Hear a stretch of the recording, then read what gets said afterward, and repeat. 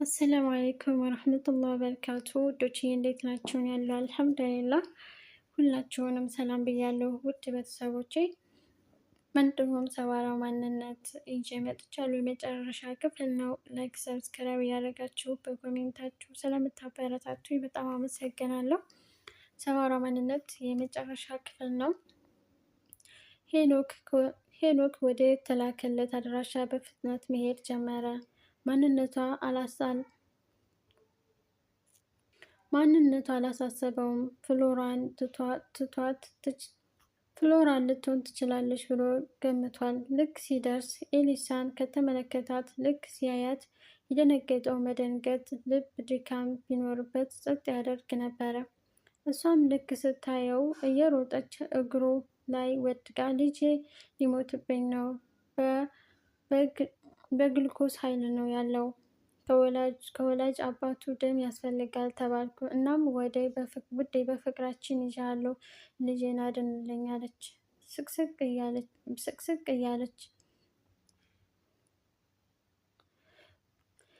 ስቅስቅ እያለች በሚያሳዝን አንደበት። ሄኖክን በንዴት ጥፎ ቆይ አንቺ ምን አይነት ራስ ወዳድ የማይገልጽሽ ሴት ነች? ለምን በሰው ህይወት ትቀልጃለች?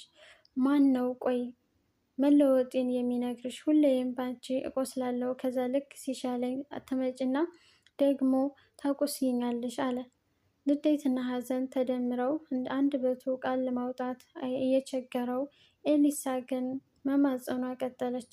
ልጅህ ነው እባክህ ይሄንን አትይ አሁን ለልጅ ስትል ብላ ነገሯን ሳትጨርስ፣ ከዚህ በኋላ እንዳትደርሽብኝ፣ ህይወቴ ውስጥ ስትፈልጊ መግባት ስትፈልጊ መውጣት የምትችይ ይመስልሻል? ይሄ እኮ የህይወት ጉዳይ ነው ብሎ ገፍትሯት ሊሄድ ሲል፣ እሺ እውነቱን ልንገርህ፣ ለትንሽ ደቂቃ አዳምጠኝ አለች። ማልቀሷን ሳታቆም ሄኖክም ጀርባውን እንደሰጠ ቆም አለ። እኔ ድሮም ሆነ አሁንም ካንተ በቀር ማንንም ማፍቀር አልችልም። ባሌም ቢሆን የልጄ አባት እንዳልሆነና እንደማላፈቅረው ያውቃል። ግን የግድ እኖራለሁ። ይህም የሆነው ያኔ ካምፓኒ እያለን ካንተ አረገዝኩ። ማስወረድ ባልፈልግም አልቻልኩም። ምክንያቱም ያንተ ስጦታ ልጅ ብቻ ነው። እናቴ ደግሞ ልጄ ተመርቃ ያለሁ ብላ በጉጉት ስትጠብቅ ነበረ። ጉዷን አላወቀችም። ከዛ አባቴ በአጋጣሚ ባልሰራው ወንጀል ታሰረ። ይሄኔ እናቴ በኪራይ ቤት ልጅ ይዛ ተቸገረች። ያሁኑ ባለቤቴ ደግሞ ችግራችንን ያውቅ ስለነበረ አባዬን በብዙ ገንዘብ ከፍሎ አስፈታው፣ ቤት ገዛልን። እኔንም እንድመረቅ ረዳኝ ጀመር። ግን እናቴ ማርገዜን ሳትሰማ ደሟ ከፍ ብሎ ላትመለስ አጣኋት። እናቴ ማርገዜን ስትሰማ ደሟ ከፍ ብሎ እናቴን አጣኋት። አሁን አባቴ ነው ያለው። ባሌ በገዛለን ቤት ውስጥ ነው። እኔ አልፈልግም ብዬ በፈታው አባቴን እንዳስፈታ አርጎ ያሳስርብኛል። አባቴ ላይ ይህንን መፍረድ አልችልም። በእማዬ ይብቃ፣ በቃ ከዚህ በላይ ምንም አልልህም። አሁን ሂድ፣ ግን እንዳትረሳ እኔም ልጄም እንወዳሃለን አለች ተስፋ በቆረጠ አስተያየት እያየችው። ሄኖክ ጮሆ ቢወጣለት ደስ ባለው፣ ግን አልቻለም። ኤሊሳም ከሱ ባላነሰ ፈተናዎችን አሳልፋለች፣ ሊያውም ለሰው እንኳ የማይነገር የማይታይ ችግር። ሄኖክ ጊዜ ሳያጠፋ ልጁን ለማዳን ሄደ። ኤሊሳም አቅፎ አበበላት፣ ግን ምንም ሊላት አልፈለገም። ልጁን ሲያየው ደስታ ይሁን ሐዘን የማያውቀው ስሜት ሰውነቱን ይወረዋል። የኛ ሲሆን ይሄ ሕፃን ልጅ አያሳዝንም እያለ ፈጣሪን መውቀስ ጀምሯል። ሄኖክ ልጁን አዳነ። ከዛም ለኤሊሳ ስለ ጸሎት ነገራት። በሱ ምክንያት የሆነችውንና አሁን ሊክሳት እንደሚፈልግ ሲነግራት ኤሊሳ ውስጧ በቅናት አረረ። ግን ሲለያዩ መልካም እድል ከማለት ውጭ ምንም አላለችም። እነሱም በቀጥታ ጸሎት ያየበት ቤት ሄደ። ልክ ደርሶ ሲያንኳኳ በር ተከፈተለት። አባቷ ነበሩ። ገና ሲያዩት ልጄን ልጨርስብኝ ነው አሉ በሄኖክ ድፍረት የተገረመው መምሰል። እሱም ገና ጸሎት ከማለቱ ማን ነው አባዬ አለች። ጸሎት ዊልቸሯን እየገፋች ውጭ የቆመው ሰውን ለማየት ጓጉታ። ጸሎት የአባቷን ቁጣ ስትሰማ ይበልጥ ውጭ ቆመው ጸሎት የሚለውን ሰው ለማየት ጓጓች። አባቷ ግን በዓይኖቿ ሄኖክን እንዲሄድ ይነግሩት ጀመር። ሄኖክ ትዕግስቱን ተሟጠጠበትና አባቷን እስኪ እባክዎትን አንድ እድል ብቻ ስጡኝና ያበላሸሁትን ላስተካክል ብሎ በሩን ከፍቶ አባቷን ገፍትሯቸው ገባ። ጸሎትም ሄኖክን ስታይ እውን አልመሰለሽም አላት። ደንግጣ ፈዛ ቀረች። ይሄን ሄኖክ እግሯ ስር ተደፍቶ ይሄ ላንቺ አይገባሽም ጸሎትዬ እያለ ያለቅስ ጀመረ። ጸሎት ማመን ተስኗት ፈዛ ቀርታለች። ከዚህ በኋላ ላንቺ እኖራለሁ፣ እንደ ንግስት አነግስሻለሁ፣ እንደ እናት እጦርሻለሁ፣ የኔ ውድ እንደ ልጅ እንከባከብሻለሁ አለ። ከልቡ እንደተጸጸተ ያስታውቅበት። አባትየውም ለሄኖክ ለመጀመሪያ ጊዜ አዘኑለት። እሱ ሲያወራ እሳቸው አይናቸው እንባ አቀርሮ ነበረ። ከዛ ቀን በኋላ ሄኖክ ስራን ለመቀየር ማፈላለግ ጀመረ። በጸሎት ግፊትም ትምህርቱን በማተው መርሃ ግብር ቀጠለ። ሁሌም ከስራና ከትምህርት ውጭ ባሉት ሙሉ ሰዓታቶች ጸሎትን ያዝናናታል። እሷም ከእሷ ውጭ ደስተኛ የሌለ እስኪመስላት ድረስ ደስታዋን ወሰን አጣ።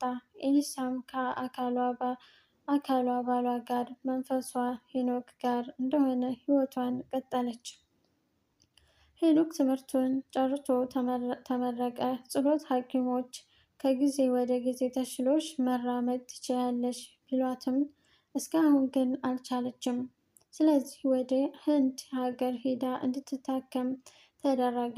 ስትሄድ ሄኖክም ያለችውን በሙሉ አባቷም ቤታቸውን ሳይቀር ሸጠው አልበቃ ብሏቸው ሄኖክ የመጀመሪያ ፍቅረኛው ኤሊሳን እንድታግዛቸው ጠየቋት። እሷም ያለምንም ማቅማማት ነበር እሺ ያለችው። በዚህ መልኩ ጸሎት ከአባቷ ጋር ህንድ ሀገር ሄዳ ሕክምና ጀመረች። ቀናት ተቆጠሩና ወደ ሳምንት ተቀየሩ።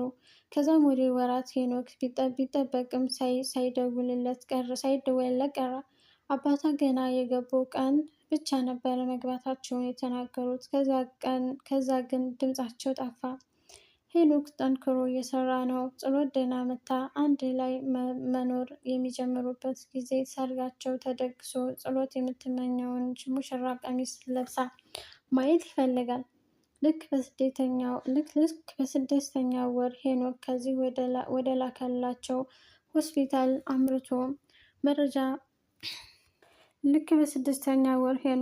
ወደ ላከላቸው ሆስፒታል አምርቶ መረጃ መጠየቅ ጀመረ። ስለ ጸሎት በጠየቀ ጊዜ ሁሉም ደነገጡ። ፊታቸው የሀዘን ጥላ አጠላ። የሆነውን መገመት አልፈለገም። እስኪሰማ ድረስ ጓጓ። መዳን አልቻለችም። እናም ከሰሞኑ ትመለሳለች ነበር መልሳቸው። ሄኖክ ይሄኔ ቢያሳዝነውም ይህን ያህል ወር ያለምንም መፍትሄ የመቆየቷ እንቆቅልሽ ሳይፈታለት ይጠብቅ ጀመረ። ይህ በሆነ በአራተኛው ቀኑ ሄኖክ ስልኩ ጠራ። አንስቶ ሀሎ ከማለት ኤርፖርት ተቀበለን አሉ አንድ ትልቅ ሰው በደከመ ድምፅ። ሄኖክም ደስታና ድንጋጤ ተቀላቅሎበት የጸሎት አባት ጸሎቴ ደህና ናት አለ። ግን ምላሽ ሳይሰጠው ስልኩ ተቋረጠ። ጊዜ ሳያጠፋ ሪፖርት ደረሰ። እሱ ከደረሰ ከደቂቃዎች በኋላ በቁጥር 10 አካባቢ የሚሆኑ ሰዎች ወይኔ ልጄ እኔ አፈሩ እንውዳልሽ እያሉ ጥቁር ለብሰውና ነጠላ ዘቅዝቀው ያለቅሳሉ። ሲያቸው በጣም አሳዘኑት። ሰው ሊቀበሉ እንደመጡ ያውቃሉ። ያያቸው በልቡ ሲያሳዝኑ በህይወት ሸኝቶ ሬሳ መቀበል ምን ያህል አለመታደል ነው ይላል። ልክ ከአንድ ሰዓት በኋላ የጸሎት አባት ጥቁር በጥቁር ለብሰው ብቅ አሉ። ጸሎት የምትባል ልጅ በአካባቢው አትታይም። እሳቸው ብቅ ሲሉ ለቅሶ ይበልጥ ይሰማ ጀመረ። ግራ ገብቶት ማንን ምን መጠየቅ እንዳለበት አያውቅም። ይሄኔ የጸሎት አባትም ከለቀስተኛው ጋር ተደምረው ልጄ ልጄ ሲሉ አንዴ ብቻ ሰማቸው። ከዛ ራሱን ስቶ ወደቀ። ሄኖክ ሲነቃ ራሱን ያገኘው ሆስፒታል አልጋ ላይ ነበረ። ካጠገቡ ኤሊሳ ነበረች። አልጋው ጫፍ አቀርቅራት ታለቅሳለች። ሄኖክም እዚህ ለምን መጣሁ? አንቺስ እኔ ጋር ምን ትሰሪያለሽ? አለ በሚያሳዝን አንደበት። ኤሊሳም ይበልጥ እንባዋ መቆጣጠር እየተሳናት የጸሎት አባት ነገሩኝ ነው አለች። ከዛም መልስ ሳይሰጣት የሆነውን ትዝ አለው። ጸሎት በህይወት የለችም። ይህን ሲያስታውስ ከመቅጽበት ብድግ አለ። ኤሊስ በቅጽበት ብድግ አለ። ኤሊሳም ደንግጣ የኔ ውድ እዛው ተኛ እስኪሻልህ እባክህ አትነሳ አለችው። ሄኖክም እንባው ሳያቆም በጸሎት ፈገግ ብሎ አያትና የተሳካለትን ግሉኮስ ነቅሎት ካልጋው ወረደ። ይህን ኤሊሳስ አይሆንም ዶክተር ብላ ጮኸች። ወዲያው ዶክተሮቹ ገቡና ወደ ጸሎት አባት ተደወለ። እንዲመጡ ተደረገ። የጸሎት አባት መጥተው ልክ እንደ ልጃቸው ሲያረጋጉት ለተመለከተ የእሷ አባት ነበር የሚመስሉት። ሄኖክም ጸሎትን አይኗን ሳላያት ፍቅሬን ሳልገልጽላት አፈር አለበሳችኋት አይደል አባባ? እስቲ ንገረኝ።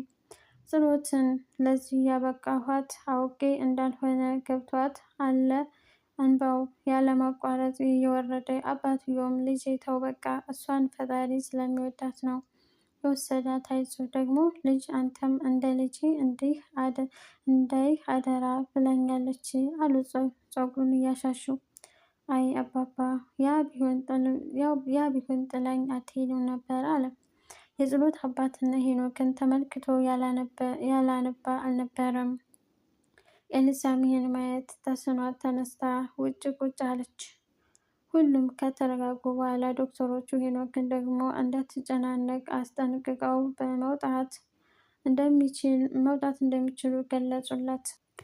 ኤሊሳ ስትሮጥ ሄኖክ ሲከተላት መኪናዋን አቁማበት የነበረው ቦታ ደረሰች። ወዲያውም አስነስታ ልትሄድ ስትል ሄኖክ ደርሶ ኑሮ እያለከለከ ምን ሆነሻል ኤሊሳ አትነግሪኝም? ሲል በድጋሚ ጠየቃት።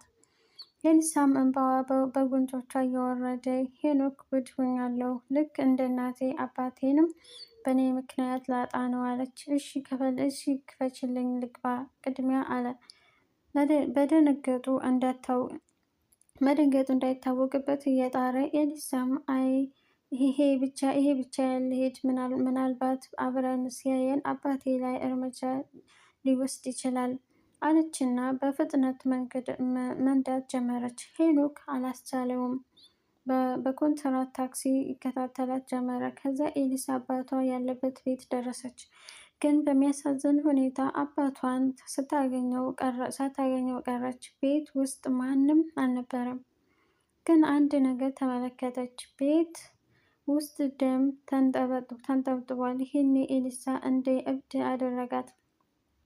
መጮህና ማልቀስ የጠፋባት መሰላት። ወዲያው ሄኖክ በሩን ከፍቶ ገባ። ሩጣ ተለጠፈችበት። ሁኔታዋ ግን ቅይርይር አለ። ሰውነቷ ተንቀጠቀጠ። አይዞሽ ውዴ ተረጋጊ አለ ሄኖክ። እሱም ልክ እንደ እሷ ደሞን ሲያይ በጣም ደንግጧል። ሄኖክ ገብቶ ጥቂት እንደቆየ ወዲያው ፖሊሶች ገቡ። ጥቆማ ደርሶን ነበረ አሉና ቤቱን በመበርበር ጀመሩ። ከዛም ወደ ጓሮ ዞሩ። የኤሊሳ አባት ተዘርረዋል። ኤሊሳ እና ሄኖክ ፊልም የሚተወኑ እስኪመስላቸው ነገሩ ከበዳቸው። ከዛም ጓሮ ከገቡበት አንድ ፖሊስ ወደ ቤት በመግባት አለቃ አንድ ሰው አግኝተናል፣ ግን በህይወት አሉ፣ ምናልባት ከተረፉ እንሞክር፣ አምቡላንስ ይምጣ አለ። አባቴ ነው እንገረኝ ለፖሊስ አባቴ ነው እያለች ለማየት ስትጣደፍ ሁለቱም ፖሊሶች ሁለቱም ተጠርጣሪ ወደ ጣቢያ ወሰዷቸው ተባለ።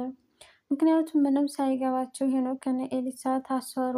አባት መናገር ችለው ካልተናገሩ በእርግጠኝነት እስኪጣራ እየተባለ አይፈቱም።